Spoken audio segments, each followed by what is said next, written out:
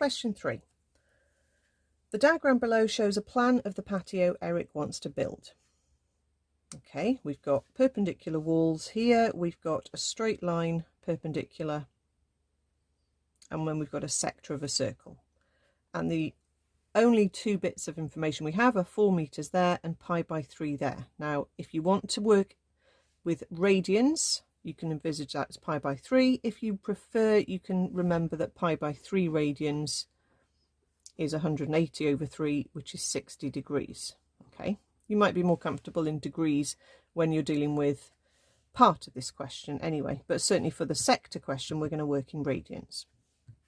So, if we have to work out the area of the patio, that's the task, okay, the full area of these two. It's obviously a triangle plus the area of a sector, okay, and remember we also should have memorised the area of a sector of a circle is a half r squared theta when theta is in radians, which is what we've got with the pi by 3.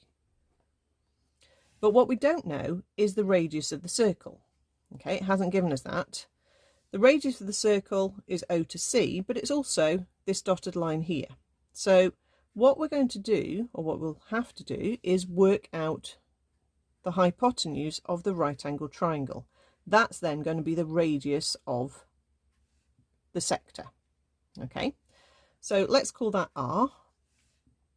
And because we know this is pi by 3, which I've also mentioned is 60 degrees, it means that this angle is pi by 3 or 60 because it's a Z angle.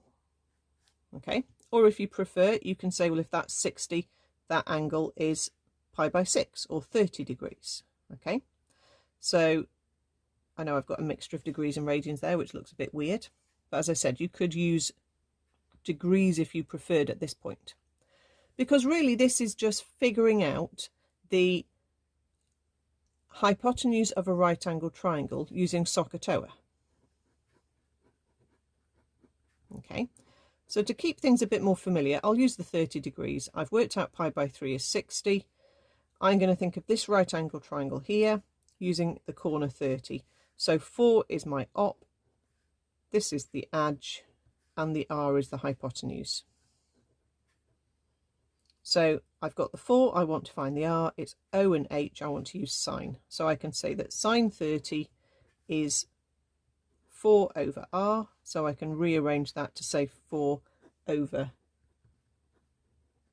sine 30. Okay, and if you work that out on the calculator in degree mode, you'll get an answer of 8. Okay, so the radius of the sector, the longer side of the triangle, is 8 meters. Okay, we have that. I mean, you could also use a bit of trig to work out the adjacent. We need to work out the area of the triangle. Okay, so you could find the adjacent and do half times base times height using the opposite and the adjacent. Okay, you could, if you wanted to, said, well, we know these two lines here, so we could use a half AB sine C, or in this case it will be a half AC sine B. Okay, so there's different ways you can do it. I'm only going to show you one way. Okay, so I think what I'll do is I'll say this is 60 degrees, pi by 3 is 60. Because I know these two edges of my triangle, I can say the area of the triangle, according to this with these letters, would be a half AC sine B. Okay, because angle B is what we know. This is little a here and this is little c up here. It's the two sides that surround the angle that you know are these two here. Okay, so we've got a half times 4 times 8 times sine 60. And again, I'm still in degrees here. Okay, I don't need to be in radians at this point. I'm just working on a right angle triangle. Okay, so if I'm in degrees mode on the calculator and using degrees as my angles, that's absolutely fine. Okay, so working that out will give me 8 root 3, or your calculator might tell you 13.856. Okay, so that's the area of the triangle. We then need to use the area of the sector, so I'll come down here. And as I said, the area of the sector formula is a half r squared theta, but in this case, theta has to be in radians.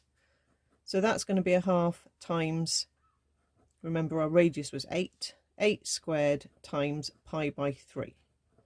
Okay, so notice that formula doesn't involve you pressing trig at all. Okay, you can just type in a half times 8 squared times pi over 3. And the answer there is 32 pi over 3.